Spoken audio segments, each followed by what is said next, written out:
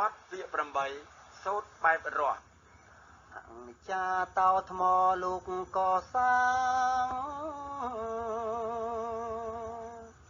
មើលថាทางយ៉ាងរស់ស្ទុង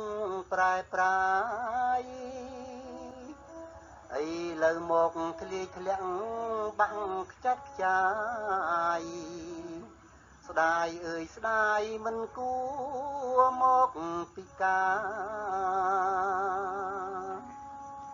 មានអ្នកព្រៃចង្រៃឥតគុំនិតមកសំលៀងកំបិតគ្រឿងប្រហាឲ្យខូងខូចខាត់សាច់បងអាសាមិនស្ដាយការស្នាដៃបុរាណសោះអោតើអើយតើឈរមិនមើលមៀងមកឲ្យគេសំលៀងខ្នងតើចុងម្ដេចមិនខឹងខំវាសំលៀងនោះឲ្យវាលុងក្តីមកយកវាទៅ